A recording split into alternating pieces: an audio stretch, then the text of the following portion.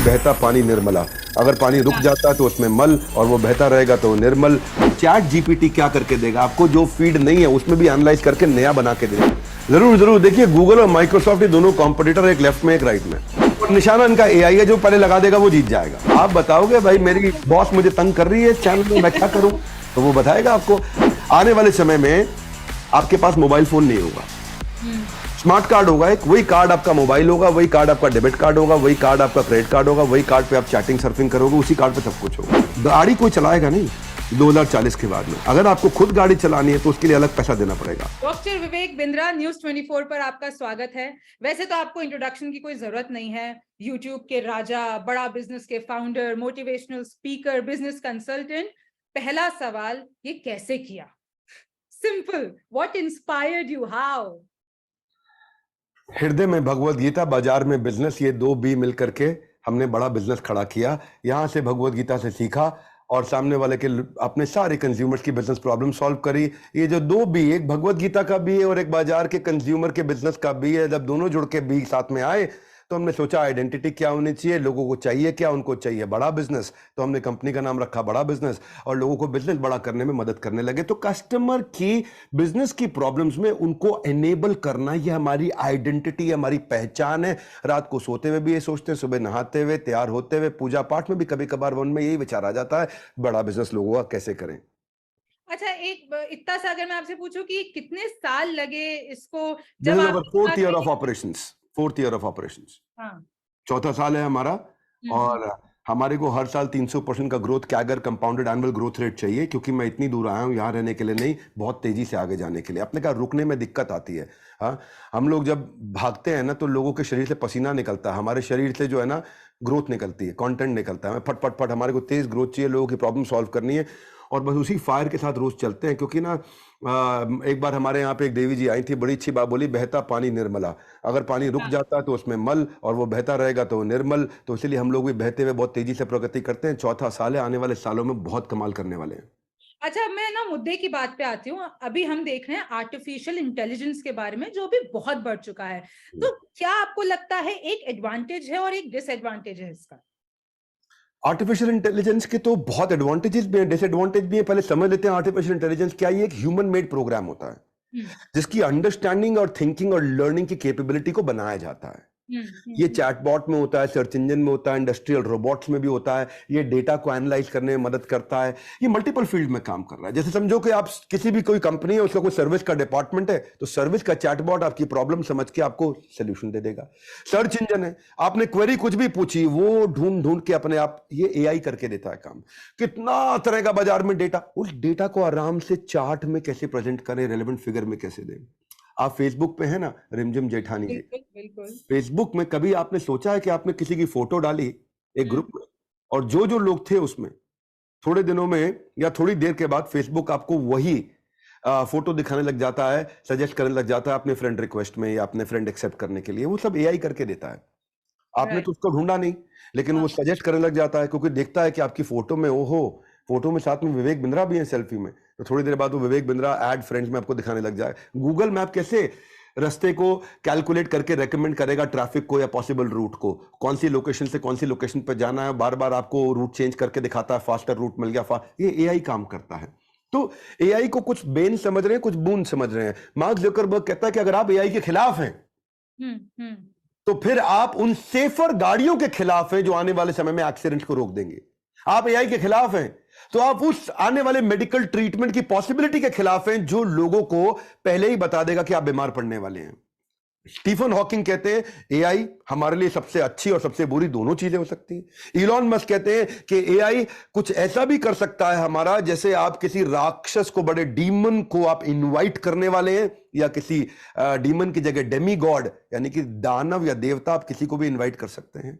तो बातें दोनों की। आर्टिफिशियल इंटेलिजेंस ना बेसिकली वो जो हुक्म मेरे आका नहीं बोलता था, जिनी बाहर निकल आता था टेक्नोलॉजी के चिराग से, एक और नया जिनी निकल के आया, वो है आर्टिफिशियल इंटेलिजेंस। ये आपकी कुछ भी मदद कर सकता है इन्वेस्ट करने में, आपको 24 घंटे का पीए बन सकता है। कोडिंग करनी नहीं आ रही है, खुद करके दे देगा। आप फिटनेस में ट्रेनिंग नहीं कर पा रहे, मैंने भी वजन कम किया, ये खुद करके दे देगा आपको। मेंटल हेल्थ सपोर्ट दे देगा आपको, खाना बनाने में मदद कर देगा, आपका वकील भी बन जाएगा हर घंटे, हर हफ्ते, पूरा साल, बिना किसी ब्रेक के। हाँ, देखिए अभी तक अगर आप एआई इंटरनेट से जो है ना, पहले फीडेड इंफॉर्मेशन से आंसर ढूंढता था, लेकिन अब जीपीटी आ गया। दोनों में बड़ा फर्क है। Generative pre train transformer, GPT, chat GPT, ये डेटा को एनालाइज करके नया आंसर बता सकता है। सुनना बात को आप देवी जी, बहुत बढ़िया बात बताने जा रहा हूं, कमाल हो जाएगा। देखो आप, गूगल क्या करेगा, जो पहले से फीड है वो देगा। चैट जीपीटी क्या करके देगा आपको, जो फीड नहीं है उसमें भी एनालाइज करके नया बना के दे देगा। जैसे मैंने बड़ा बिजनेस सॉन्ग एक सर्च किया, या हम न्यूज 24 चैनल का एक सॉन्ग सर्च करते हैं, तो गूगल ढूंढेगा न्यूज 24 पे या बड़ा बिजनेस पे कोई गाना है कि नहीं है, तो जो है वो दिखाएगा, जो नहीं है नहीं दिखाएगा। लेकिन चैट जीपीटी अपनी लर्निंग के बेसिस पे नया इनोवेटिव सॉन्ग भी बना के दिखा देगा आपको। तो वहीं अगर हम बात करें डिसएडवांटेज की, बात डिसएडवांटेज की है कि सेब अच्छा लग रहा है आपको कि अमरूद अच्छा लग रहा है। आपको हो सकता है सेब अच्छा लगे, मुझे अमरूद पसंद है। अब ये नहीं अपने आप एनालाइज कर, इसकी कोई मॉरल बाउंड्री नहीं है, इसकी कोई एथिक्स नहीं है।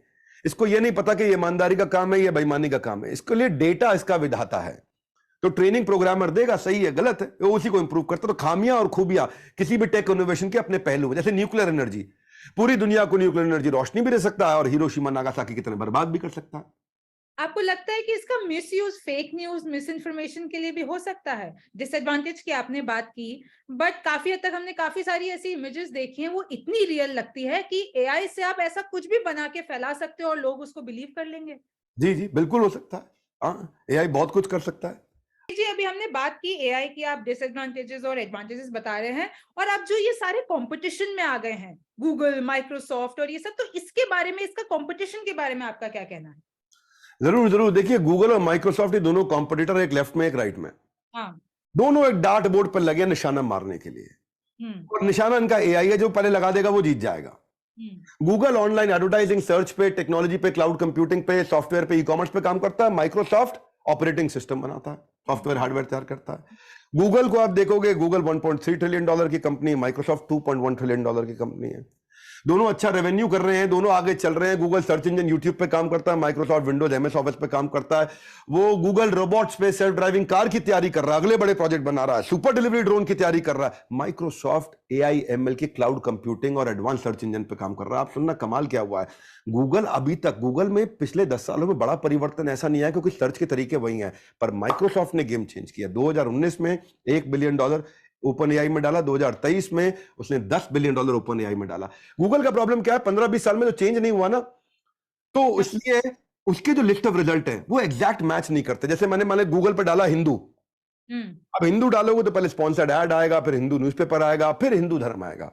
चैट जीपीटी पर डालोगे आप, जो माइक्रोसॉफ्ट का है, तो सीधा हिंदुइज्म के रिलीजन पे क्लियर आर्टिकल दे देगा। यानी कि उसकी सर्चेज में रेलेवेंसी घट रही है, और चैट जीपीटी माइक्रोसॉफ्ट की सर्चेज में रेलेवेंसी बढ़ रही है। मान लो आपको 5 कंपनीज का फाइनेंशियल रिपोर्ट चाहिए, अब रंजिम जी 5 कंपनी का फाइनेंशियल रिपोर्ट चाहिए, गूगल पे आपको 5 का अलग अलग ढूंढना पड़ेगा। चैट जीपीटी में अपने 5 का नाम लिखा, सीधा सर्च, सीधा कंपेयर, सीधा एनालाइज, और अपने आप ही नई टेबल फॉर्म बना देगा। यानी कि गूगल जो है उसमें से देता है, चैट जीपीटी जो है उसमें से निकाल के जोड़ जाड़ के कुछ नया भी बना के दे देता है जो आपको चाहिए। तो ये अभी दोनों ने अपनी अपनी कॉन्फ्रेंस करी थी। माइक्रोसॉफ्ट ने जो अपनी कॉन्फ्रेंस करी, बहुत ताली बजी। गूगल ने अपनी बार्ड को प्रेस कॉन्फ्रेंस में प्रेजेंट किया, तो वो $100 बिलियन का उनके में फॉल आ गया, क्योंकि वो उतनी प्रिपेयर्ड नहीं है। तो माइक्रोसॉफ्ट ने एक बड़ा दाव खेला है, उसके पास फर्स्ट मूवर एडवांटेज है, पर डेटा की दुनिया का बादशाह गूगल है। तो पठान है, एक टाइगर है। अब पठान और टाइगर की लड़ाई में कौन बाजी मारेगा, ये तो वक्त बताएगा। अच्छा, अब आप मुझे बताइए कि जो यंग वंस हैं, जो मे बी आप अनएम्प्लॉयड पीपल भी, उनके लिए क्या अपॉर्चुनिटीज हैं आर्टिफिशियल इंटेलिजेंस में? How they can earn from it? अच्छा, नए जो लोग हैं वो कैसे अर्न करेंगे? जी जी जी जी जी, बिल्कुल ठीक, बिल्कुल ठीक। जिस तरह से देखिए तेजी से एआई बढ़ रहा है, एआई का बिजनेस प्रोसेस हर आदमी की जिंदगी का हिस्सा बनने वाला है। बिजनेस और इंडिविजुअल्स को एआई डेली वर्क के साथ इंटीग्रेट करना पड़ेगा। मतलब ये एग्जांपल्स आपको बहुत सारे, अलीबाबा को देखते हैं, यंग जनरेशन के लिए आपने पूछा है।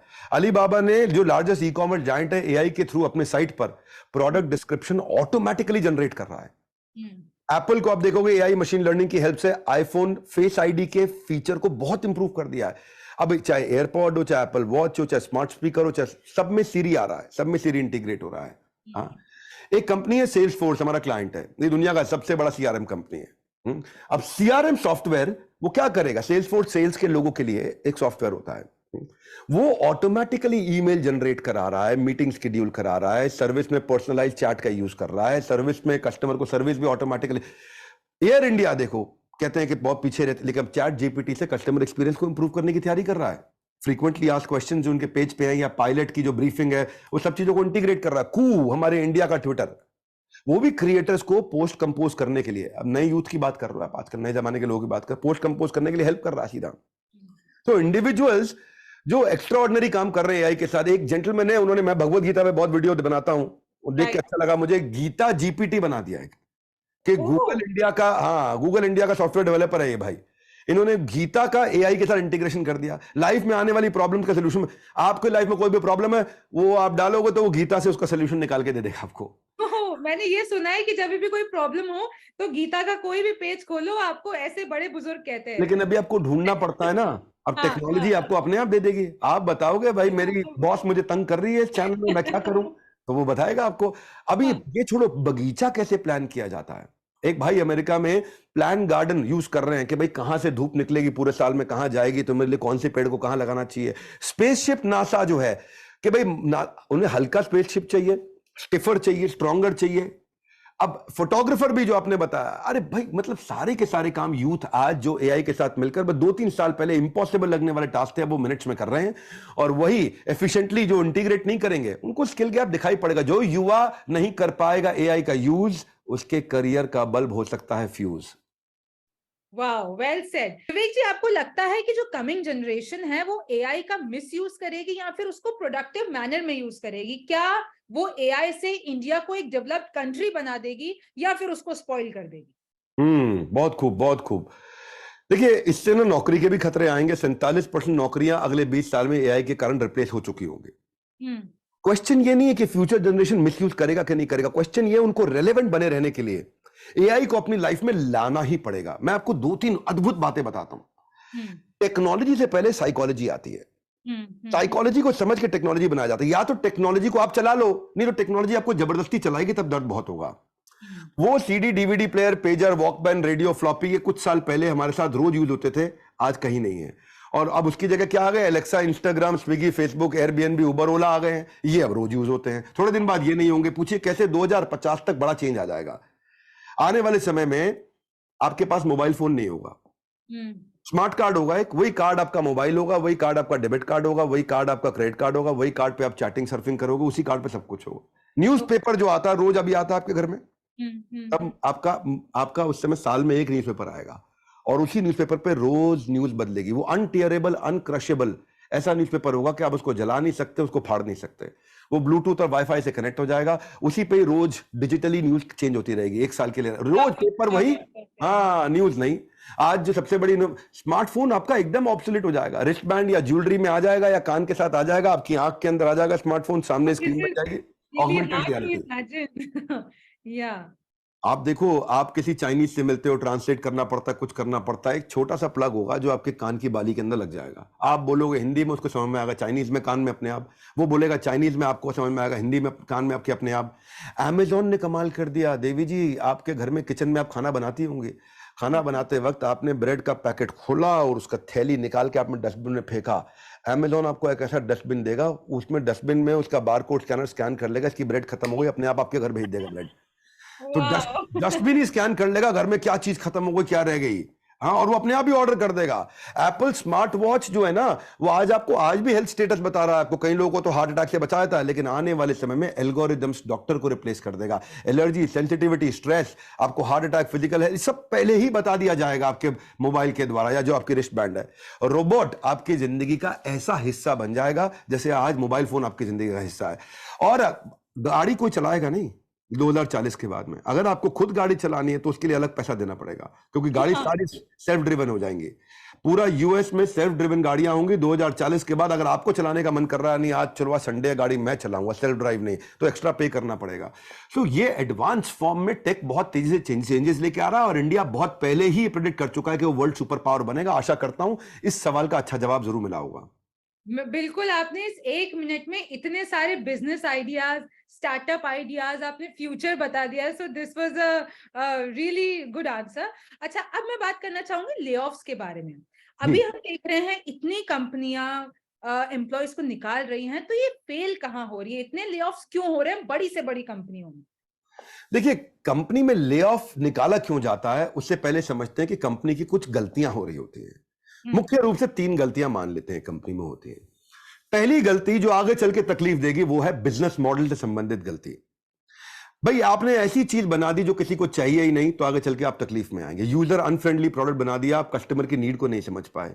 बिजनेस मॉडल ऐसा है कि आपको कोई भी आगे कंपीट करके निकाल के ले गया क्योंकि आपका राइट फोकस नहीं था और डिफरेंशिएशन आप क्रिएट नहीं कर पाए, आप अलग नहीं ला पाए। इसको बोलते हैं बैड बिजनेस मॉडल, जिसमें आप कस्टमर के फीडबैक को नहीं पकड़ पाए, आपका रेवेन्यू मॉडल कमजोर रह गया। आप एक अपॉर्चुनिटी गैप को नहीं ला पाए, से पकड़ पाए, आपका प्रोडक्ट जो आपने बनाया इसके कारण उसका एक्सपीरियंस अच्छा नहीं था, या आपको life time value of customer यानी कि रिकरिंग रेवेन्यू नहीं था। तो ये पहला कारण है। जब ये नहीं होगा तो आप फंस जाएंगे आगे चल के। तो क्योंकि तब क्या होगा, आपका कैश ग्रोथ प्रॉफिट नहीं आएगा। कैश ग्रोथ प्रॉफिट तभी आएगा जब बिजनेस मॉडल ठीक होगा। दूसरी चीज, अगर आपने बिजनेस मॉडल ठीक भी बनाया थोड़ा, तो ऐसा तो नहीं कि आप पैसे की कमी में चले जाओगे आगे चल के, which is called cash flow and profitability. ये मेरा दूसरा पॉइंट है कि ओवर एक्सपेंशन हो जाता है, जितना कर सकते थे उससे ज्यादा खा लिया तो पचा नहीं पाएंगे, कर्जे में चले गए, या मैक्रो इकोनॉमिक फैक्टर्स के कारण कैश फ्लो चले गए, या जल्दी प्री मैच्योर स्केलिंग कर लिया, कैश बर्न आउट हो गया, फंड रेज नहीं कर पाए, प्रॉफिटेबिलिटी कैश फ्लो संभाल नहीं पाए, या स्केल कर दिया बिना टेक्नोलॉजी के तो ज्यादा पैसा लग गया, या इन्वेस्टर के पीछे भागते रहे, कस्टमर हमारे पास आए ही नहीं। तो दूसरा जो कारण है बेसिकली वो ये है कि आप कैश ग्रोथ प्रॉफिट को समझ नहीं पाए। ग्रोथ अलग चीज है कि सेल्स कितनी बड़ी, प्रॉफिट अलग चीज है कि भाई मार्जिन कितना है, और कैश फ्लो है कि जितना पैसा गया उससे ज्यादा रोज आना चाहिए। तीनों में फर्क होता है, इसको बोलते हैं सीजीपी डैशबोर्ड। तीसरी चीज जिसके कारण आगे चल के ले ऑफ करना पड़ता है वो है आपकी मैन पावर की प्लानिंग। आपने गलत आदमी हायर किया, सही ढंग से हायर नहीं किया, विदाउट प्लान हायर किया, प्रोजेक्ट चेंज हो गया, अरे इनको निकाल दो ये काम के नहीं, इनको निकाल दो ये काम के नहीं। आप राइट पार्टनर, राइट को फाउंडर नहीं है तो मैन पावर प्लानिंग गलत करते हैं, या फिर मैन पावर ही आपकी अनट्रेन्ड है, डिसहार्मोनियस टीम मेंबर है तो इसलिए निकालने पड़ जाते हैं, या फिर आप समय के हिसाब से इंप्रूवमेंट साइकिल नहीं ला पाते और इसलिए आप पीछे रह जाते हैं, फिर मैन पावर निकालनी पड़ती है। आप अपनी फेलियर से लर्न नहीं कर पाते। तो बेसिकली 3 कारण है बड़े मोटे मोटे, वो है पहला बिजनेस मॉडल ठीक ना होना, दूसरा कैश ग्रोथ प्रॉफिट को ढंग से प्लान ना कर पाना, और तीसरा मैन पावर की प्लानिंग ठीक ना होना। इसी के कारण फिर ले ऑफ बढ़ने लग जाते हैं। अच्छा, अभी हमने देखा था ये पेटीएम के आईपीओ के साथ भी कुछ दिक्कत हुई थी, तो अब हर कोई पेटीएम यूज करता है। So what is that one thing where these people are going wrong? Paytm जितने शोर में आया उतने जोर में गया। ब्लूमबर्ग की रिपोर्ट के हिसाब से पिछले 10 साल में पेटीएम एक वर्स्ट परफॉर्मिंग आईपीओ था। मेरे कंपनी के एक लीडर थे हमारे यहाँ, लर्निंग एंड डेवलपमेंट के हेड हुआ करते थे।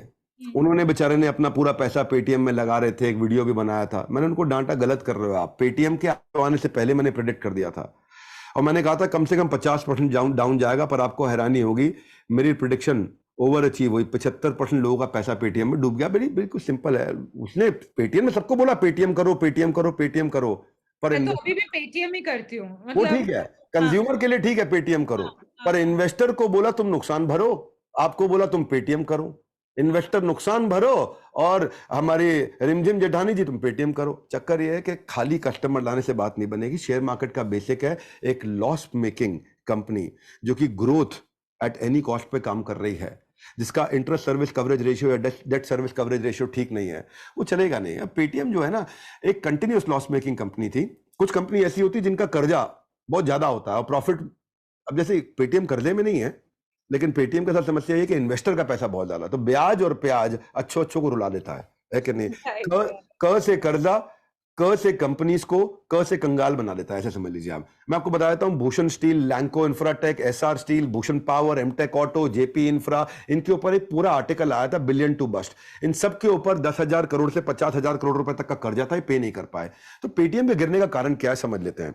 हाँ, जो खुद नहीं कमा पा रहे बाकी को क्या कमा के देंगे। इनके वीक फाइनेंशियल्स हैं और कंपनी के कैश फ्लोज कमजोर रहे, नेगेटिव रहे, हाई ऑपरेटिंग लॉसेस के कारण। दूसरा, कंपनी ओवर वैल्यूड थी, प्रॉफिट में कभी आई नहीं। भाई लगभग 2396 करोड़ का इनका कंसोलिडेटेड लॉस था और फिर भी 2150 रुपए पे लिस्ट हुई, टक टक टक टक टक टक गिरती रही। प्रमोटर निकलते रहे, हेज फंड निकलते रहे, रिटेल इन्वेस्टर बाहर निकलते रहे, आईपीओ धड़ाम से रोज नीचे आया, रोज नीचे आया। पेटीएम को लिस्ट इसीलिए करना पड़ा था क्योंकि इन्वेस्टर लोग उनको तंग कर रहे थे, भाई लिस्ट करो, हमको बाहर निकलना है, हमने जो पैसा दिया है जब बाजार में शेयर ट्रेड होगा हम बाहर निकलेंगे। तो आपने चिप्स का पैकेट खाया रिमझिम जी कभी?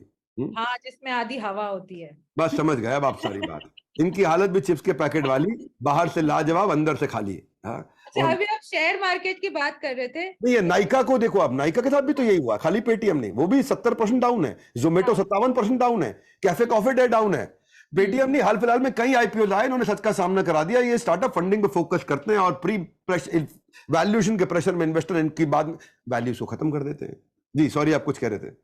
मैं वही, उसका आपने ये जो बताया कि ये इंटरेस्टिंग है कि ये सारे जितने भी ब्रांड्स हैं वो हमारे डे टू डे लाइफ में बहुत इस्तेमाल होते हैं, बट आप जो उसके इन्वेस्टर्स वाले उसकी सच्चाई बता रहे हैं, that is another thing. But मैं ये बात कर रही हूँ, आप शेयर मार्केट की बात कर रहे हैं। अब शेयर मार्केट की हर कोई बात करता है, लेकिन समझ में किसी को नहीं आता। मुझे भी शेयर मार्केट के बारे में ज्यादा कुछ पता नहीं है, बस इतना पता है कि कभी कभी लॉस में चले जाते हैं और कभी आपको बहुत प्रॉफिट मिल जाता है। So how this works, I want my viewers to know this.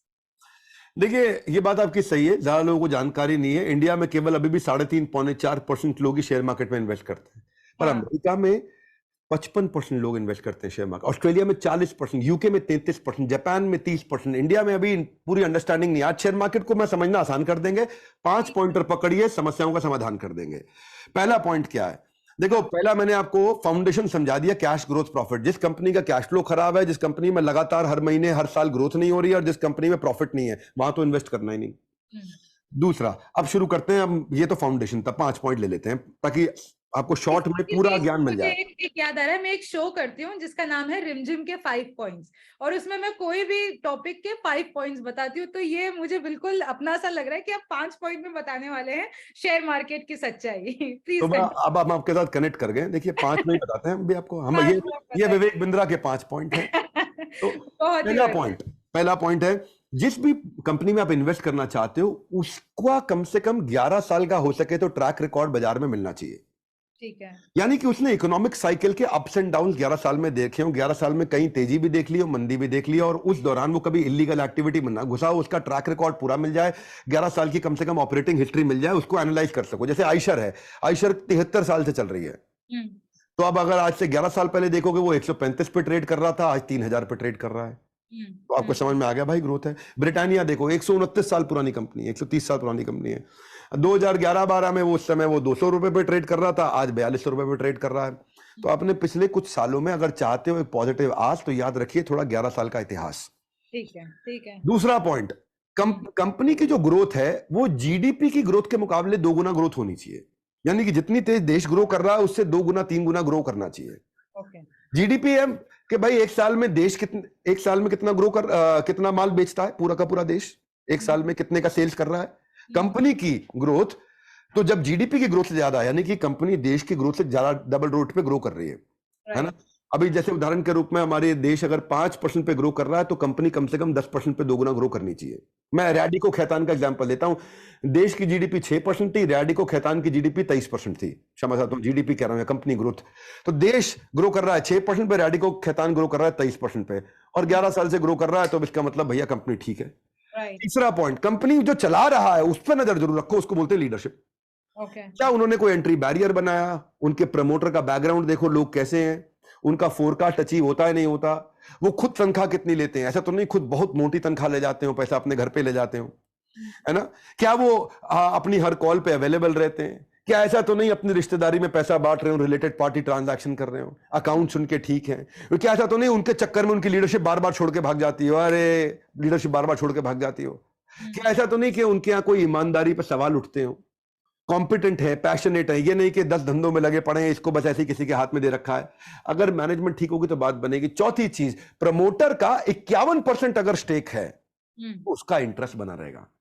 अगर जो मालिक है कंपनी का, उसका खुद का ही 5-10% रह गया है, 95-90% दूसरों के पास है, उसका इंटरेस्ट नहीं आएगा।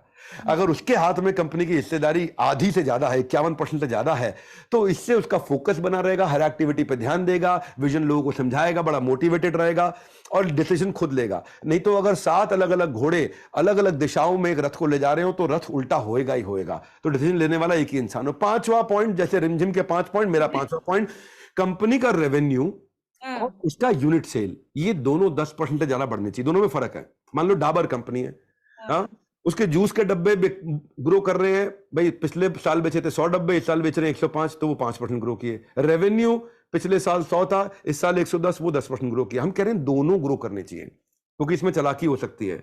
बट डब्बे ज्यादा नहीं बिके, लेकिन महंगे करके बेच दिए। या हो सकता है डब्बे बहुत ज्यादा बिक गए, पर सस्ते करके बेचे तो रेवेन्यू नहीं आया, है ना। आपने 10 रुपए के जूस को 7 रुपए का बेच दिया तो बहुत ज्यादा लोगों ने ले लिया, लेकिन रेवेन्यू 30% कम हो गया। तो बात यह है कि कंपनी का दोनों चीजें बिकनी चाहिए। जैसे मारुति सुजुकी है, गोदरेज कंज्यूमर है, इन लोगों का हर साल यूनिट, उनकी गाड़ी मारुति की और टोटल रेवेन्यू, ये दोनों 10% ज्यादा ग्रो करता है, तो इसलिए सेफ रहता है। अच्छा, आपने ये बहुत ही अच्छे से इन 5 पॉइंट्स में जो शेयर मार्केट समझाया। कुछ लोग ऐसे होते हैं, यंग पीपल मोस्टली, और जिनके पास कोई काम नहीं होता है, तो वो ढूंढते हैं कि हम कोई जरिया ढूंढ ले पैसे कमाने का। तो आप क्या मैसेज देना चाहेंगे अनएम्प्लॉयड पीपल को, जिनको अभी तक नौकरी नहीं मिल पा रही है? उनको क्या करना चाहिए? बेरोजगार लोगों को, अनएम्प्लॉयड लोग, पहला चीज भाई दिल पे मत लो इस बात को, अपने पे ट्रस्ट रखो, हाँ, हाँ, थोड़ा फ्यूचर पे फोकस रखो, हाँ, अपने आसपास पॉजिटिव लोगों को रखो, और अपने पुराने नेटवर्क को टैप करते रहो, जिसको भी आप पहले से जानते थे। और नौकरी ढूंढने को भी एक नौकरी की तरह देखो। ये नई नौकरी ढूंढ रहे हैं, कहां ढूंढ रहे हैं, देख रहे हैं, अभी तो वो नेटफ्लिक्स पर लगाए थे मिर्जापुर, बबलू भैया देख रहे थे, नौकरी नहीं है तो थोड़ा आराम कर ले। नहीं, जैसे नौकरी आप सुबह 10 से शाम 6 बजे तक करते हो, वैसे ही नौकरी ढूंढने के काम को भी नौकरी की तरह सुबह 10 से शाम 6 तक करो। सुबह 10 बजे नौकरी ढूंढना चालू करो, शाम 6 बजे 1 घंटे की लंच ब्रेक ले लो बीच में। ये नहीं कि मतलब नौकरी नहीं है तो आप मिर्जापुर लगाए बैठे हैं, आश्रम की अगली सीरीज कब आ रही है। दूसरा, अपने रेज्यूमे को बढ़िया बनाइए, और पुराने लोगों से रिश्ते खराब करके नौकरी नहीं छोड़नी चाहिए। Don't burn your bridges. मैं ये बताऊंगा, जिस नौकरी को आप ट्राई कर रहे हो, उस जहां इंटरव्यू देने जा रहे हो, वहां की रिसर्च करके जाओ, उनका विजन, मिशन, लीडरशिप, उनकी वेबसाइट, उनका सोशल मीडिया, उनका माउथ शट, ग्लास डोर, सब देख के जाओ। बढ़िया से अपने रिज्यूमे को तैयार करो। ये नहीं कि रिज्यूमे बहुत लंबा बना दूंगा, 10 पेज का रिज्यूमे, तो सामने वाला नौकरी दे ही देगा। नहीं, रिज्यूमे को ऐसे बनाओ, बुलेट पॉइंट में होना चाहिए, 20 सेकंड में समझ में आ जाए, ज्यादा लंबी कहानी ना लिखिए। जहां जॉब करने जा रहे हो उनका KPI अच्छे से समझो। जो इंटरव्यू लेगा उसकी भी रिसर्च करके जाओ, उसका भी लिंक्डइन में प्रोफाइल पढ़ो। भैया इंटरव्यू ले कौन रहा है, पूछ लो पहले। इंटरव्यू ले रही स्वाति वर्मा, तो उनका पूरा प्रोफाइल पढ़ के जाओ, क्या करने वाले, है ना। और जब आंसर दोगे तो बड़ी ओनरशिप वाले, एक्शन वाले, स्मार्ट वर्क वाले, इंट्राप्रेन्योर हूं मैं, टास्क फोकस्ड हूं, कंट्रीब्यूट करना चाहता हूं, सेल्फ स्टार्टर हूं, बात ऐसी करो, तब बात बनती है। हार्ड स्किल, सॉफ्ट स्किल पढ़ के जाना कि क्या होने चाहिए।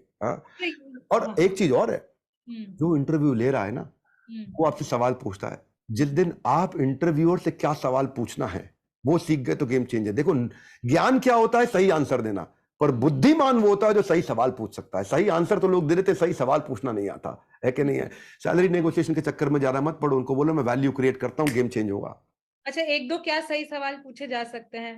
पहला, हाँ, बहुत अच्छा सवाल पूछा आपने भाई। 1-2 सवाल ये पूछने चाहिए आपको कि आप इस रोल के द्वारा क्या प्रॉब्लम सॉल्व करना चाह रहे हैं, आप इस रोल के द्वारा क्या गोल अचीव करना चाह रहे हैं, आप मुझसे एग्जैक्टली क्या एक्सपेक्ट करते हैं जो आपको पूरा सेटिस्फैक्शन देगा अगर मैं अचीव कर लूं तो।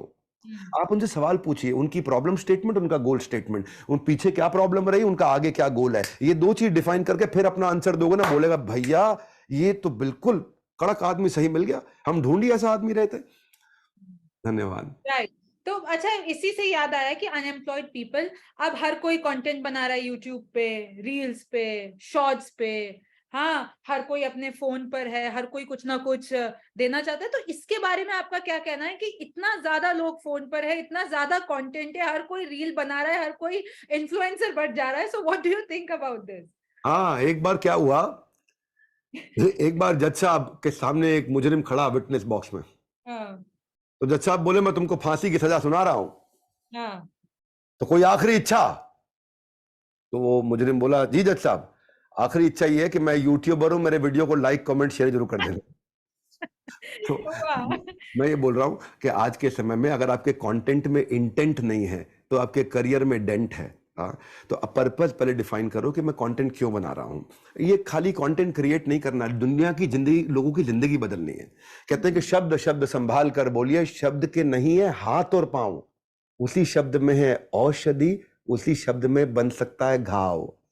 इसके नहीं है हाथ और पांव। People don't know, they forget what you said, they forget what you did, but they don't forget how do you make them feel. महसूस कैसा कराते हैं, कनेक्ट कितना कर पाते हैं। तो कंटेंट जब बनाते हैं ना, वो कंटेंट में अनयूजुअल यूजफुल इंफॉर्मेशन तो लोग देखेंगे। बार बार बात को रिपीट मत करो, इंस्पिरेशनल इंफॉर्मेशन विदाउट रेपिटेशन। आप पावरफुल ओपनिंग और क्लोजिंग दो, थोड़ा सा ह्यूमर ऐड करो और बॉडी लैंग्वेज से बात करो, वर्बल विजुअल वोकल आपका। लेकिन जिसके लिए बना रहे हैं उसका नीड, इंटरेस्ट, कंसर्न, एक्सपेक्टेशन समझ के रखो, उसी एजेंडा पे काम करो, आपका कंटेंट बढ़िया बनेगा। पहले इंटेंट आएगा फिर कंटेंट आएगा, पहले बैकग्राउंड आएगा फिर फोरग्राउंड आएगा, पहले फ्रूट्स बाद में, पहले रूट्स हैं। धन्यवाद। तो अच्छा, अब आपके बड़ा बिजनेस का मोटिव है एंटरप्रेन्योर्स बनाना, तो मेरा सवाल इसी के इर्द गिर्द है कि when you are an entrepreneur तो कैसे एक सक्सेसफुल टीम को बिल्ड किया जाए? Oh, okay okay, successful team को कैसे बिल्ड किया जाए? Yes yes. देखिए, पहले रूल क्या है, ज्यादातर लोग क्या गलती करते हैं, catch people doing wrong things. ओए गलती किया पकड़ लो उसको, ओए गलती किया पकड़ लो, ए गलती, ये देखो ये गड़बड़, अरे मैं कब से कह रहा हूं गड़बड़, ये हमेशा गड़बड़ करता। तो ये catch people doing wrong thing, इसकी जगह करो catch people doing right things. अरे इसने कितना अच्छा किया, अरे इसने कितना अच्छा किया, अरे बहुत बढ़िया, ओ छा गया छा गया। जिस व्यवहार को दोगे पुरस्कार, उसी व्यवहार को दोहराया जाएगा बार बार। An effort that is appreciated gets repeated. So ऐसा मत डांटो एम्प्लॉय को कि वो आप ही का इंटरनेट का इस्तेमाल करे अपनी नई नौकरी ढूंढने के लिए। हाँ, तो अब आपने पूछा मैं एम्प्लॉयज को कैसे आगे बढ़ाता हूं, कैसी टीम बनाता हूं। देखिए, हर आदमी इक्वल नहीं है। मेरे लिए एक ही रूल है, meritocracy meritocracy meritocracy meritocracy meritocracy. हम मेरिट पे आगे बढ़ाते हैं, आर पे काम करते हैं, quarterly award, chairman award, monthly award, ये अवार्ड। हम उन लोग को अलग सैलरी हाइक भी मल्टीफोल्ड देते हैं उनको। हम लोग Goa, Dubai, car, bonus, celebrity status, हम सब टैलेंट को रिटेन करने के लिए एक ही चीज है कि उसकी परफॉर्मेंस से लिंक क्या कर सकते हो। पेड वेकेशन परफॉर्मेंस पे, बोनस परफॉर्मेंस पे, ईसॉप परफॉर्मेंस में, लोन असिस्टेंस परफॉर्मेंस में, फ्लेक्सिबल वर्क टाइमिंग परफॉर्मेंस में, छोटी छोटी सक्सेस आपकी सेलिब्रेट करेंगे परफॉर्मेंस में, employee of the week, employee of the month, employee of the year performance में, on the spot incentive performance में, टाइमली सैलरी अप्रेजल प्रमोशन तो हमेशा ही चाहिए। टाउन हॉल मीटिंग में परफॉर्मेंस को आके बताएंगे, coffee with the CEO, lunch with the boss होगा, परफॉर्मेंस पे होगा। उनको ट्रॉफी देंगे, सर्टिफिकेट देंगे, परफॉर्मेंस पे देंगे। उनका मंथली लिंक्ड पार्टी कर देंगे, आउटिंग कर देंगे, स्पोर्ट्स इवेंट कर देंगे, परफॉर्मेंस पे। मोटिवेशनल मूवी दिखाएंगे, परफॉर्मेंस पे। उनकी photo case study social media पे डालेंगे, परफॉर्मेंस पे। सामने वाले को समझ में आ जाता है भाई ये लॉयल्टी पे भी बोनस देते हैं, मैंने अगर कंपनी का खर्चा घटाया ये मेरे को अवार्ड देंगे, कंपनी में क्वालिटी बढ़ाई अवार्ड देंगे, कस्टमर सर्विस बेहतर करी अवार्ड देंगे। स्टार परफॉर्मर को हम लोग बाजार में भेजते हैं, जो हमारे को अवार्ड मिलता है वो अवार्ड लेके 100% अटेंडेंस है, पंक्चुअलिटी है, उस पर अवार्ड देंगे, इंसेंटिव देंगे। अगर इसको ठीक से अपना लिया, प्रोडक्टिविटी अपने आप समझ में आ जाएगी भाई ये कंपनी मेरिट पे काम करेगी। मेरिटोक्रेसी, हमारे गांव से आए हैं, इनको लगाए लीजिए। हमारे ऐसा कोई सिस्टम नहीं है कि नहीं। हाँ, ये तो सिस्टम बड़ा सिंपल है, परफॉर्मेंस पे सारा काम करेंगे। और इससे, और कई कबार एम्प्लॉयज खुद भी अपने पर्सनली काफी फ्रस्ट्रेटेड रहते हैं, तो एक एंटरप्रेन्योर, एक लीडर होने के नाते हर कोई सोचता है कि इनकी फ्रस्ट्रेशन को कम करके प्रोडक्टिविटी कैसे बढ़ाई जाए। So I think that was the answer. अच्छा, अब मैं ना आपसे कुछ रैपिड फायर, कुछ छोटे छोटे मोटिवेशनल मंत्रास लेने वाली हूँ, एक दो सवालों पर। तो मेरा पहला सवाल है कि एक मैंने सवाल पूछा एंटरप्रेन्योर के नाते से, अब मैं पूछ रही हूँ एम्प्लॉय के नाते से कि बॉस को कैसे खुश किया जाए और जो ये ऑफिस पॉलिटिक्स है उसके साथ कैसे डील किया जाए। देखो, बॉस जो है कभी डांटेगा, कभी उत्साह बढ़ाएगा, प्रशंसा में उछले नहीं, फटकार में फिसले नहीं। तो बैलेंस बनाना सीखो। बॉस को ना कनेक्ट करो, कन्विंस मत करो। लोग बॉस को कन्विंस करने में लगे रहते हैं, कनेक्ट करो। अरे कनेक्ट करेंगे कैसे? बॉस का नीड, इंटरेस्ट, कंसर्न समझ के, है ना। जब बॉस के साथ एक राइट रिलेशनशिप होगा और आप अपने पोटेंशियल से बाहर जाओ, वो नहीं कि भैया रघुपति राघव राजा राम, जितनी तनख्वाह उतना काम। आपको क्या है, देखो कृष्ण कहते हैं गीता में, ये था माम प्रपद्यन्ते ताम सतैव भजाम्यहम्। जो when you give more than what you get, soon you get more than what you gave. जब आपको 100 रुपए आपको मिला और आपने 200 का काम कर दिया, तो जल्दी ही आपको वो जो 100 मिला था वो 200 बन जाएगा। बड़ा जरूरी है कि ऑफिस की पॉलिटिक्स से बचना है ना आपको, तो अपने गोल पे फोकस रखो। अपने बॉस को जो है जबरदस्ती मक्खन नहीं लगाना है। हाँ, मैंने एक बार एक आया था हमारे पास, बोलो हमारे ऑफिस में बहुत पॉलिटिक्स है सर। मैंने कहा काम करो, एक चम्मच लेके आओ, नींबू लेके ले आया। चम्मच रखो मुंह में, इसके ऊपर रखो नींबू। मैं कहा नींबू गिरना नहीं चाहिए, ऑफिस के 5 चक्कर लगा के दिखाओ। वो धीरे धीरे धीरे पूरा 5 चक्कर लगा के आया। मैं कहा जब 5 चक्कर लगाया, बताओ रास्ते में कितने लोग पॉलिटिक्स करते देखे थे? बोलो कोई नहीं, रास्ते नींबू देखे कि पॉलिटिक्स देखे? मैं नींबू गिरना जाऊं उस चक्कर में था, देख नहीं पा। मैं कहा यही तो बता रहा हूं, अभी तुमने नींबू पे फोकस किया, पॉलिटिक्स नहीं दिखी। ऐसे ही जब अपने गोल पे फोकस करोगे, पॉलिटिक्स नहीं दिखेगी। और जब गोल पे फोकस नहीं, तो बाहर गुप्ता टी स्टॉल पे बैठ के सब बतियाए रहे हैं, तेरे को मालूम इसका इससे चल रहा है, वही दिक्कत आ रहा सारा का सारा, है कि नहीं? ये कि अपने ब्लिंकर्स ऑन रखो। हाँ, बहुत खूब, बिल्कुल ठीक, बिल्कुल ठीक। अच्छा, मेरा दूसरा सवाल है कि ये 5 साल में करोड़पति बनने वाला कौन सा फॉर्मूला है? एवरीबॉडी कीप्स थिंकिंग कि हम 5 साल में ये कर देंगे, 5 साल में, तो करोड़पति कैसे बना जाए 5 साल में? रिमझिम जी, देखो इसका मैं आंसर अलग तरीके से दूंगा। ठीक है। पहला कि मैं कहूंगा कि ये क्वेश्चन ही बदल देना चाहिए। अच्छा। क्यों बदलना चाहिए? देखिए, मैं आपको जस्टिफाई करके बताता हूँ। हालांकि आपने पूछा तो सम्मान है, लेकिन मेरा थोड़ा सा अलग मानना है इस विषय में। क्या है? करोड़पति बनने पे फोकस मत करो, कस्टमर की इनकन्वीनियंस को पकड़ने पे फोकस करो। अगर एम्प्लॉय हो तो बॉस की इनकन्वीनियंस पकड़ने में फोकस करो। देखो, आप जब छोटी थी ना, उस समय आपकी दादी जो थी पहले, वो उखली में मोसल लेकर के नमक, मिर्ची, हल्दी, धनिया, जीरा, गरम मसाला सब कूटती थी। बाद में आपने देखा कि आपकी मदर प्रीमिक्स मसाले यूज करने लगी। राइट। अब आपका समय आ गया, आप रेडी टू ईट डिशेस लेने लग गई। अभी आपका आगे विवाह होगा, बच्चों का जमाना आएगा तो ready to eat roti rice भी मंगाएंगे, ready to eat samosa, pakora, tikki, kebab भी मंगाएंगे। कि क्या है? कस्टमर की इनकन्वीनियंस को पकड़ो और प्रोडक्ट तैयार करो, करोड़पति बनोगे। बेबी केयर में देखो, अभी माँ जब बच्चे को दूध पान कराना चाहती है, स्तनपान कराती है, उसके लिए अलग प्रकार के वस्त्र आ गए, उनको लेके मॉल में पहन के जाती है ना। मुझे याद है जब शादी हुई थी तो बॉटल स्टरलाइज करने में लगे रहते थे बच्चा होने पे, तो बॉटल स्टरलाइजर आ गए। कितना यंग कपल जो बेचारे मेट्रोपॉलिटन सिटी में अकेले रहते हैं, उनको बहुत दिक्कत होती है। तो देखते देखते हमने देखा मीट के सब्स्टिट्यूट आ गया। अगर आपको नॉनवेज नहीं खाना है तो वेजिटेरियन मीट भी आ गया, ऐसा बिल्कुल प्योर वेजिटेरियन। जो महिलाएं घर में कुकिंग करती, cut cut cut cut cut, उनको प्याज काटना, उंगली कट जाती है तो फिंगर गार्ड आ गए।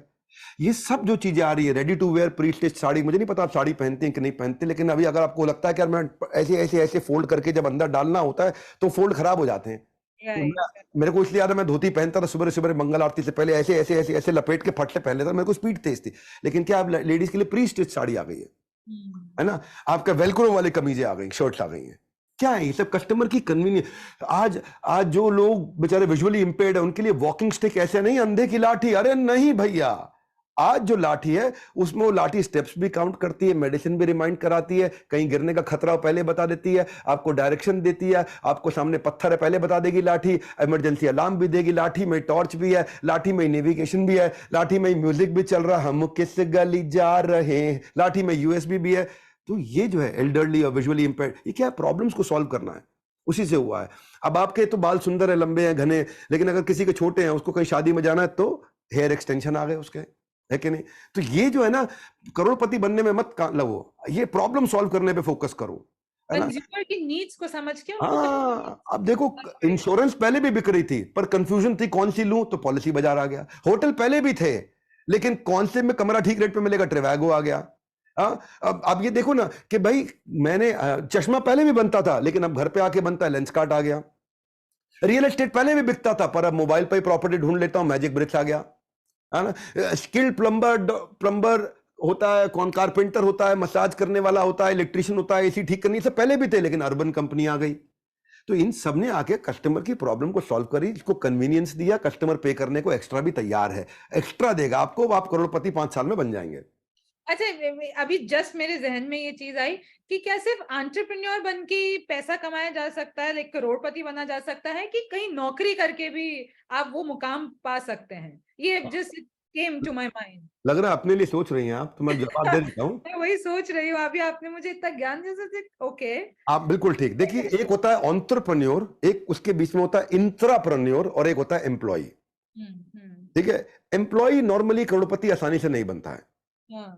एम्प्लॉय से जब वो इंट्राप्रेन्योर बन जाता है, यानी कि वो एम्प्लॉय भी है लेकिन बड़ी प्रॉब्लम सॉल्व करने में लगा हुआ है, तो उस कंपनी का मालिक उसको शेयर्स भी देता है, ईसॉप्स देता है, उसको हिस्सेदारी देता है, उसको मार्जिन्स देता है, उसको इंसेंटिव्स देता है, उसको वेरिएबल्स देता है, उसको बोनस देता है, क्योंकि वो इंट्राप्रेन्योर है। वो एंटरप्रेन्योर की तरह सोचता है और सैलरी एम्प्लॉय के अलावा शेयरिंग में बेनिफिट ले लेता है। तो ऐसा आदमी पक्का करोड़पति बन सकता है। अच्छा, एक और चीज की, एक यहाँ तो आप एंटरप्रेन्योर हैं या आप एम्प्लॉय हैं, पर बहुत मुश्किल होती है 24/7 मोटिवेटेड रहने में, 24/7 प्रोडक्टिविटी लाने में, इसका कोई आप इलाज बताइए। अच्छा, देखिए, इसके लिए क्या है, आपको फायर ऑफ फोकस चाहिए। हाँ। फायर ऑफ फोकस क्या होता है? आग सीने में होनी चाहिए, आग पीछे नहीं होनी चाहिए। पीछे लगाओगे तो जल जाएगा, सीने में लगाओगे तो इतिहास रच देगा। पर वो आएगा कैसे? उसमें दिमाग में क्लैरिटी चाहिए। वॉरेन बफे का टू लिस्ट स्ट्रैटेजी होता है। हम्म, पहला स्टेप क्या, आपने 20 गोल लिख लो, ठीक है, और दूसरा स्टेप क्या, उसमें से 15 डिलीट करके खाली 5 पे फोकस करो। ओके, तो जब आपने पहले 20 लिखे, सारे लिख दिया, उसमें से 15 को डिलीट करके 5 ही सिलेक्ट किए, तो ये है आपके लिए फोकस प्रोडक्टिविटी लाने का मंत्र। इसको एबीसी भी बोलते हैं। ये 5 करूंगा और इन बाकी अगले 5 को मैं डेफर या डेलीगेट कर दूंगा, और बचे हुए 10 को मैं डिले और डिलीट कर दूंगा। Do defer delete delay delete, क्षमा चाहता हूं, दोबारा बोलता हूं, do defer delay. Do defer delay का मतलब क्या, या डू डेलीगेट डिले का मतलब क्या, ये मैं करूंगा, ये कराऊंगा, ये हटाऊंगा, ये करूंगा, ये कराऊंगा, ये हटाऊंगा। जो मैं करूंगा उससे फोकस आ गया पूरा का पूरा, प्रोडक्टिविटी आ गई पूरी की पूरी। इसको एमआईटी बोलते हैं, most important task. MIT most important, सारे काम करूंगा ही नहीं मैं। आज मेरे साथ में एक कॉर्पोरेट वर्ल्ड के बहुत बड़े आदमी बैठे हुए थे दिन में, तो वो उनके साथ यही बात हो रही थी कि बहुत बड़ा ज्ञान ये होता है कि मुझे क्या नहीं करना, जब उसका ज्ञान आ जाता है उसको बहुत बड़ा ज्ञान बोलते हैं। मोस्ट इंपॉर्टेंट टास्क करना, बाकी चीजें नहीं करनी है मुझको। आप जैसे एंटरप्रेन्योर है या कोई लीडर है, उसको भी थीम डे बना देना चाहिए। आज का दिन प्रोडक्ट डेवलपमेंट पे, आज का दिन मैं मंगल बुधवार मार्केटिंग सेल पे, वीरवार बिजनेस एक्सपेंशन पे काम करूंगा, शुक्रवार एचआर रिक्रूटमेंट पे काम करूंगा, शनिवार फाइनेंस एंड फीडबैक पे काम करूंगा, संडे को मैं छुट्टी करूंगा, फिर मंडे को मैं मैनेजमेंट रिलेटेड इशू और पेंडिंग इशू पे काम करूंगा। आप थीम बना लो एक दिन का, और हो सके तो मीटिंग को छोटी रखो, स्टैंड अप मीटिंग रखो, क्योंकि जब बैठोगे टेबल में चाय कॉफी आएगी, नाश्ता आएगा, भैया चिप्स के साथ देख तो चटनी नहीं लाया है इस बार, तो उसमें 34% 40% टाइम जहां लग जाता है। खड़े खड़े मीटिंग कर लो, हाँ जी बताइए बताइए क्या चल रहा हो, वेरी गुड फट फट फट मीटिंग खत्म कर लिया, है कि नहीं। वो तेज होता है। और हो सके तो थोड़ा टेक्नोलॉजी ले आओ। टेक्नोलॉजी ले आओगे ना तो आपकी प्रोडक्टिविटी बढ़ी रहेगी। डिसीजन ऑटोमेशन हो जाएंगे, है ना। सेल्स फोरकास्टिंग पे, बिलिंग पे, फाइल स्टोरेज पे, एचआर में तो अप्रेजल्स पे, डेटा एनालिसिस पे, ऑर्डर मैनेजमेंट पे, टैक्स मैनेजमेंट, इन सब पे टेक्नोलॉजी आती है, टेक्नोलॉजी मदद करती है। पर एक रूल जो मैं फॉलो करता हूं उसको बोलता हूं एमसीडी, यानी कि मिनिमम कमिटमेंट डिसिप्लिन। इतना तो करूंगा ही करूंगा, इतने कदम रोज चलूंगा ही चलूंगा, इतने पेज रोज पढ़ूंगा ही पढ़ूंगा, इतना घंटा मैं परिवार के साथ बिताऊंगा ही बताऊंगा, इतना समय आध्यात्मिकता पे लगाऊंगा ही लगाऊंगा, इतना कैलोरी रोज बर्न करूंगा ही करूंगा। एमसीडी, मिनिमम कमिटमेंट डिसिप्लिन, इतना तो करूंगा ही करूंगा। मिनिमम नंबर ऑफ आवर्स अपने आप को ऑर्गेनाइज करने पर लगाऊंगा ही लगाऊंगा। मैं डिजीज फ्री रहने के लिए इतना पानी तो मैं रोज, इतने लीटर पानी रोज पीऊंगा ही पीऊंगा। इसको बोलते हैं एमसीडी। देखिए ऐसा है देवी जी, जब समय बीत जाता है तो लौट कर कभी नहीं आता है, और जो समय के साथ नहीं चलता उसके साथ भी कोई नहीं चलता। समय बीत जाने के बाद अगर कदर की जाए तो उसको फिर अफसोस कहा जाता है। ये इसी से ये क्लियर हो गया कि अगर जब तक कंसिस्टेंसी नहीं आएगी आपके विचारों में और आपके गोल्स में, आई थिंक यू शुड, आप ये नहीं कर पाएंगे। और दूसरा है कि लोग खुश भी नहीं रह पाते हैं। लोग कहते हैं कि वो 24 घंटा में कैसे खुश रह सकूं, कभी दुखी हो जाएंगे कभी इस बात से। तो इसका भी कोई इलाज बता दीजिए। मोटिवेटेड तो आपने बता ही दिया। हाँ, कई लोग में सेमिनार करते हैं ना, कुछ हाँ। एक दो आदमी ऐसे होते हैं जो पूरा प्रोग्राम में हंसते नहीं है। उनसे उनसे पूछो तुम क्यों नहीं हंस रहे, बोले बाजू वाले को पता लग जाएगा मेरे को अच्छा लग रहा है। अच्छा, कोई कोई मिल जाता है ऐसा कि तुम क्यों नहीं हंस रहे, हाँ। बोले बस ऐसे ही नहीं हंस रहे। बोले क्या हो गया, बोले बस दुखी हो। क्यों दुखी हो, ऐसे ही दुखी है। तो कई बार अगर आप ऐसे ही बिना बात के दुखी होते हैं तो कभी कभी बिना बात के खुश भी हो जाना चाहिए। देखिए मेरा मानना यह है कि develop the goodness, the good money will come automatically. Don't focus on the valuables, focus on the values, valuables will come automatically. हाँ, मेरा ये मानना फंडामेंटल क्या है इसके पीछे। लोग अपनी हैप्पीनेस को एक्सटर्नल इवेंट से रिलेट कर रहे हैं, पोस्टपोन कर रहे हैं, पोस्ट डेटेड चेक दे रहे हैं अपने आप को। जिस दिन ये मकान बन जाएगा खुश हो जाऊंगा, जिस दिन मेरी बेटी की शादी, गंगा नहा के आएंगे। देखिए ये सब क्या पोस्टपोन कर, गाड़ी खरीद लूंगा खुश हो जाऊंगा, पोस्टपोन कर रहा है। अननोइंगली पोस्ट डेटेड चेक दे रहे हैं अपने आप को। अपनी हैप्पीनेस को पोस्टपोन मत करो, बिकॉज उसका है। देखिए जब भी आप किसी वैल्यूएबल से अपनी हैप्पीनेस को जोड़ोगे वो वैल्यूएबल आ जाएगा, लेकिन तब तक आप अगली वैल्यूएबल के पीछे भागने लग जाओगे। You forget to become happy. तो मेरा मानना यह है कि जो रिवर्स है, नदी, they don't go reverse, reverse don't go reverse, so flow like a river, क्योंकि जब when you change the way you look at the things you look at they change। तो आपको देखिए, so don't try to change the things, try to change the way you look at them। कहते हैं ना कि things turn out best for those who have made the best out of the way the things have turned out। तो मेरा ये मानना है कि जब बदलती है नजरें, बदल जाते हैं नजारे, मानो तो जीवन में सुख ही सुख, मानो तो जीवन में सुख ही सुख, ना मानो जीवन दुख का दरिया। देखो मेरे यारो, जीवन और कुछ नहीं, बस है देखने का नजरिया। तो नजर का इलाज तो है देवी जी, नजर का इलाज है, नजरिए का इलाज नहीं है। नजरिया ठीक करिए, खुश रहेंगे। ये पिछले वाले इंटरव्यू में ये लाइन मेरी जहन में रह गई थी, और अभी आप जब ये कह रहे हैं तो मुझे वो वापस ध्यान आई। अच्छा, एम्बैरेसमेंट भी हो जाती है लोगों को ऑफिस में भी या कंपनी में भी, दे आर एंटरप्रेन्योर्स, उसके साथ कैसे डील किया जाए? पहले तो मुझे समझ नहीं आता एम्बैरेसमेंट होता क्या है। एम्बैरेसमेंट क्या होता है मुझे मालूम। एम्बैरेसमेंट आपका विचार है भाई, आपने कुछ हुआ आपके साथ में, आपने उसका अर्थ निकाला है, हाय मेरी बेइज्जती हो गई। वो घटना थी, बेइज्जती नहीं थी। जो घटना हुई, जो इवेंट है, उसमें दम नहीं है। आपने उस इवेंट को समझा कैसे, उसमें दम है। अगर आपने इवेंट हुआ, किसी ने बोल दिया पागल गधा है क्या, तो हमने बोला पागल गधा है क्या, तो हमें बेइज्जती हो गई, एम्बैरेसमेंट हो गई। उसने बोला गधा है, ये इवेंट है, घटना है। आप क्या करो, पीछे हाथ लगा के चेक करो, पूछ है नहीं, मैं गधा नहीं हूं, ठीक है, कोई दिक्कत नहीं। आपको पॉजिटिव मीनिंग देना आना चाहिए, आपको उसका मीनिंग चेंज करना आना चाहिए, मेरे साथ क्या हो रहा है ना। एम्बैरेसमेंट नहीं होगा। इमोशन बढ़िया हो गया, आप परफॉर्मर बन जाएंगे। इमोशन खराब हो गया, पैरासाइट बन जाएंगे। इसलिए इमोशंस होने चाहिए, इमोशनल नहीं। सेंटिमेंट होने चाहिए, सेंटिमेंटल नहीं। इमोशन हैंडल करना सीख गए, बहुत जल्दी आगे बढ़ जाएंगे। 3 टिप दे देता हूं। हर नेगेटिव इंसिडेंट में कुछ ना कुछ पॉजिटिव छुपा है, उसको ढूंढ लो। कोई भी नेगेटिव इंसिडेंट हुआ आपके साथ, किसी का देहांत हो गया, कुछ आपका नुकसान हो गया, कुछ व्यापार में घाटा हुआ, नौकरी से निकाल दिए गए, कुछ बेइज्जती होगा, कोई बॉस ने तंग कर दिया, पॉलिटिक्स हो गई, गर्लफ्रेंड छोड़ के भाग गई, धर्मपत्नी ने धोखा, कुछ भी हुआ, वो क्या है, वो इंसिडेंट। इसमें पॉजिटिव ढूंढो, ढूंढो ढूंढो, पॉजिटिव ढूंढो, है ना। When you change the way you look at the things will change. Negative emotion भी एक गिफ्ट है आपके लिए। दूसरा, जब आप पॉजिटिव मैसेज ढूंढते हो तो उसके बाद, ढूंढने के बाद रुको मत, और ढूंढो, फिर रुको मत, और ढूंढो, यानी कि 3 ढूंढो। और फिर अगला स्टेप क्या, उसमें एक एक्शन प्लान बना दो कि अब करूंगा क्या।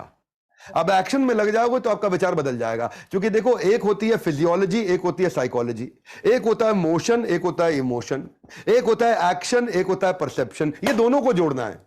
जब physiology, psychology, motion, emotion, action, perception जुड़ जाएगा तो फिर आपका अपने आप मानसिकता बदल जाएगा, आप एक्शन में लग चुके हो, गेम चेंज हो जाएगा। वाह, तो it's all about how you think, right. जी अच्छा, जी जी। दूसरा चीज ये भी होती है कि लोग अभी तक अपना पर्पस ही नहीं ढूंढ पाए। मैंने काफी ऐसे अपने आसपास लोगों को सर्च करते हुए देखा है, व्हाट इज माय पर्पस, और दे आर स्टिल थिंकिंग कि मुझे क्या करना चाहिए, मैं क्यों आया, क्या।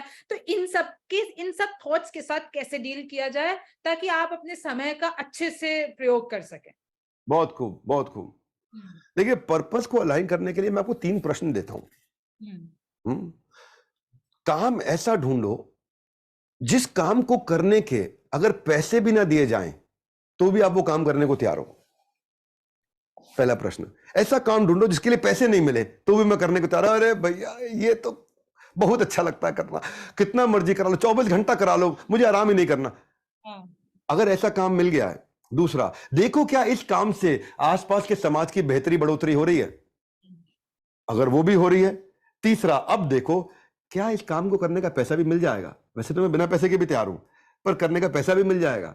और तीसरा भी अगर ठीक है तो सस्टेनेबिलिटी आ गई, अब उस काम में लग जाओ। पर्पस और पैशन जब आ जाता है ना, आपको पता लग जाता है। कई लोग पूरी जिंदगी नहीं समझ पाते इसको। अंबेडकर जी को देखो, 3 दफा पीएचडी किया उन्होंने यूनिवर्सिटी से। चाहते तो आराम की जिंदगी जी सकते, लेकिन देश बदलना था, उनका पैशन था, पर्पस था उनका।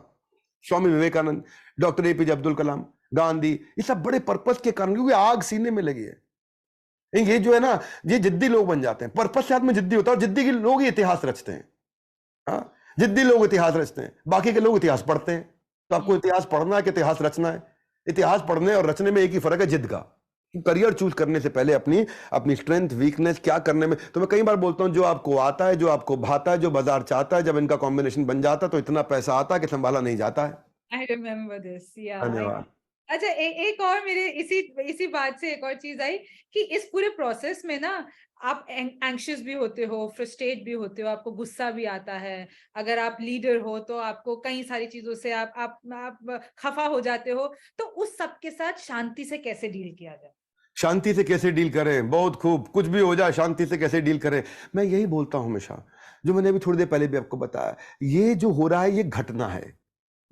मैं आपको ना यहाँ पे ये कहना चाहता हूं कि इसको ऐसे देखें कि आप घटना को हमेशा अर्थ निकाल के देते हो, मीनिंग देते हो, मीनिंग।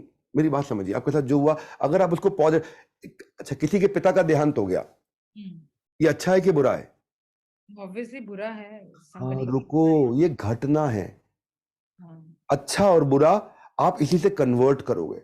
या तो रोते रहो, बहुत बुरा, बहुत बुरा, बहुत बुरा, बहुत बुरा, या फिर उसमें से नया मीनिंग निकालो, अब मैं और जिम्मेदार हो गया हूं, अब मैं अपनी माता जी का और ध्यान रखूंगा, अब मैं ऐसा काम करूंगा कि मेरे पिता मुझ पे नाज करेंगे, मेरी मां और मेरी बहन का ऐसा ख्याल रखूंगा। ये नया मीनिंग निकाला आपने उसमें से। आपको नौकरी से निकाल दिया गया, अच्छा हुआ बुरा हुआ? बुरा हुआ फॉर मी ऑब्वियसली। ये घटना है ना, अच्छा हुआ ना बुरा हुआ, आपको अर्थ निकालना है। शायद मैं इससे बहुत ऊंची नौकरी के लिए बनी थी, मेरे अंदर ताकत बहुत है, अब मैं उससे नया मीनिंग निकालना है। मीनिंग बदलना सीख जाओ, यानी कि इंटरप्रिटेशन।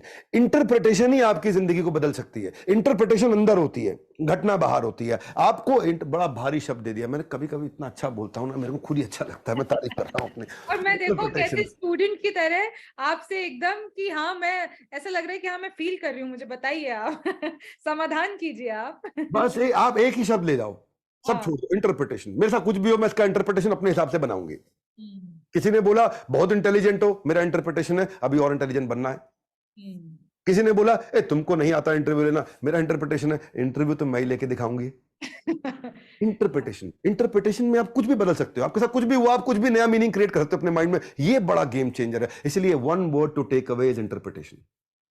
अच्छा, एक इंटरप्रिटेशन से एक मेरे जहन में एक बहुत पुराना सवाल आ गया है, और इसमें थोड़ा सा न्यूज एंगल है कि आप ब्रांड इमेज को कैसे देखते हैं, कि चाहे वो पॉलिटिक्स हो, चाहे वो किसी भी बड़े इंडिविजुअल की हो, चाहे अभी हम कोई भी ले लें, अडानी ले लें, बागेश्वर धाम ले लें, ये सब मैं आप उसकी पॉलिटिक्स में नहीं जाना चाहूंगी, पर जो ब्रांड इमेज होती है, Rahul Gandhi brand image, Modi brand image, election सारे, तो इस पे आपका क्या सोचना है? What do you think about brand image? आपको जो भी ब्रांड इमेज बनानी है ना, आपकी सारी की सारी एक्टिविटीज बिहेवियर उसके अराउंड कंसिस्टेंट होनी चाहिए। उसको बोलते हैं सिंगल सिग्नल। दो वर्ड है, सिंगल मतलब एक, सिग्नल मतलब कम्युनिकेशन। देखने में कोका कोला, थम्स अप दोनों ही ब्लैक ड्रिंक है और दोनों ही कोला ब्रांड के अंदर आती हैं। कोका कोला एक फैमिली ड्रिंक है, थम्स अप यूथ का ड्रिंक है। आज कुछ तूफानी करते हैं, सलमान खान छत से कूद रहा है, हेलीकॉप्टर से कूद रहा है, पहाड़ से कूद रहा है, बंजी जंपिंग कर रहा है, और आता है और ट्रक कोई हवा में उठा करके ले जाता है बेल्ट से बांध करके। वो क्या है? वो तूफानी है। तो वो उसकी आइडेंटिटी है, वो उसका ब्रांड है, उसका ब्रांड वैसे ही बन रहा है। हाँ, डर के आगे जीत है, कुछ भी उल्ट पुल्ट कर रहे हैं, पहाड़ों से कूद रहे हैं, डर के आगे जीत, ये इसका ब्रांड है, यूथ का ब्रांड है। कोका कोला का ब्रांड अलग है कि नहीं? उसका ब्रांड क्या? फैमिली, खुशियां खोलो, खुशियां, हैप्पीनेस, दिवाली, होली, इन सब पे कोका कोला की एड ज्यादा आती है। आप दो सवाल पूछते हैं, what should you be known for, what do you stand for? आपको किस चीज के लिए पहचाना जाना चाहिए, किस चीज के लिए जाना जाना चाहिए, आपको किस चीज के लिए याद करें? आप रिमझिम जेठानी का भी एक अपना ब्रांड है, ये इनके सामने आते ही मन में क्या पिक्चर आनी चाहिए वो आपको तैयार करना है। मेरे सामने आते ही मन में क्या पिक्चर आनी चाहिए तैयार करना। ठंडा मतलब कोका कोला, सबसे बढ़िया इधर से फेविकॉल, लाइफ इंश्योरेंस मतलब LIC, कार का मतलब मारुति, नूडल का मतलब मैगी। ये सब क्या है? ये आइडेंटिटी बड़ी स्ट्रांग है, इनका ब्रांड बना है। कंसिस्टेंट कंसिस्टेंट कंसिस्टेंट, वही कम्युनिकेट। आज मैं ये कर रहा हूं, कल ये करेंगे, इसमें मन नहीं लग रहा, अब ये करेंगे, यहाँ ठीक नहीं लग, ये क्या है? मल्टीपल सिग्नल दे रहे हो। तो आपकी एक आइडेंटिटी, एक सिग्नल जब लगातार देते रहेंगे तो वो माइंड में ब्रांड को एस्टैब्लिश कर देगा। मोदी का एक अलग ब्रांड है, राहुल गांधी का एक अलग ब्रांड है। हाँ, बीजेपी क्या है? सबको साथ लेके चले ना चले, चलती बहुत तेज है, डिसीजन बहुत तेज लेती है। कांग्रेस डिसीजन तेज ले ना ले, लेकिन सबको साथ लेके चलने की कोशिश करती है। दोनों की अपनी अपनी ब्रांड की आइडेंटिटी है। हर एक का अपना एक ब्रांड का आइडेंटिटी होता है, वो कैसे बिल्ड किया जाता है, किस तरह कम्युनिकेट किया, तो उस सिग्नल को कम्युनिकेट करना आना चाहिए। तो जितने अच्छे ब्रांड है उनमें कंसिस्टेंसी है कि मैं किस चीज के लिए पहचाना जाना चाहूं, फिर वो सारे बिहेवियर उसी के अराउंड करने लगता है। राइट। अच्छा, we are in the end of our interview. एक आखिरी सवाल मैं आपसे पूछना चाहूंगी, क्योंकि आपने वृंदावन में बहुत लंबा समय निकाला है, आपने गीता बहुत अच्छे से पढ़ी है, आपकी एक सीरीज होती है प्रैक्टिकल गीता, गीता तो in action. Gita in action. तो आप क्या एक मैसेज देना चाहेंगे हमारे व्यूअर्स को फ्रॉम गीता? मैं आपके व्यूअर्स को ये मैसेज देना चाहता हूं कि भगवत गीता खोलिए, पढ़िए, और मेरी एक सीरीज है Gita in action, free of cost है, कोई चार्ज नहीं है, ना आज है ना आगे लेंगे। गीता इन एक्शन सीरीज में जाइए। भगवत गीता एक टाइमलेस विजडम है, which is beyond time place circumstance. ये समय काल परिस्थिति के अलग है, बियॉन्ड है। आज पाकिस्तान हो या हिंदुस्तान हो या नेपाल हो, जहां पे भी लोग मेरी भाषा को समझ सकते हैं वो गीता को सुन रहे हैं, पढ़ रहे हैं। ये धर्म से बहुत ऊपर है, ये आपके व्यवहार को बदल देगा, आपके विचार को बदल देगा, आपके संस्कार को बदल देगा। भगवत गीता एक ऐसा ग्रंथ है जहां पे कोई हिंदू मुस्लिम सिख ईसाई नहीं आता, आपको हाथ जोड़ के रिमाइंड कराना चाहता हूं। एक ऐसा ग्रंथ है जहां पे कृष्ण ने अर्जुन के डिप्रेशन को खत्म किया, एक ऐसा ग्रंथ है जहां कंफ्यूजन से आप क्लैरिटी की तरफ मूव करते हैं, एक ऐसा ग्रंथ है जहां पे आदमी बाउंस बैक कर जाता है, जो गीता की शुरुआत में रो रहा था और बाद में धनुष बाण लेकर के खड़ा है और सबको दुनिया को रुला रहा है। एक ऐसा ग्रंथ है जो आप किसी भी, आप teacher, lawyer, doctor, chartered accountant, आपका एक अपना युद्ध है, अर्जुन का एक अपना युद्ध था, आप अपने युद्ध को जीतने लग जाओगे। आप जर्नलिस्ट हैं, आप अपना युद्ध जीत जाएंगी। इसलिए गीता को मैं प्रमोट करना चाहता हूं, हर देश में पहुंचाना, देश के हर घर में पहुंचाना चाहता हूं, और उसमें आप हमारा सहयोग करिए। Gita in action free series का लाभ उठाइए। वाओ, दैट वाज, आप में वो जोश दिख रहा था पूरा गीता के बारे में जब मैंने आपसे सवाल पूछा। भगवत तो गीता के बारे में बात करोगे फिर जोश अपने आप मल्टीप्लाई हो जाएगा। बिल्कुल, पर्पज है ना। मुझे ये पक्का पता था, इसलिए मैंने इसको लास्ट के लिए रख रखा था। एनीवे, पिछली बार जब हमारी बात हुई थी मैं दूसरे चैनल में थी, और इस बार मैंने एक चीज नोटिस की है कि आपका जो है, अब आप एक्टिंग करके दिखाने लगे हैं, जो मुझे इस बार बहुत आनंद आया है आपसे बात करके। तो thank you so much Vivek Bindra ji, आपसे फिर मुलाकात होगी। धन्यवाद। Thank you so much, thank you.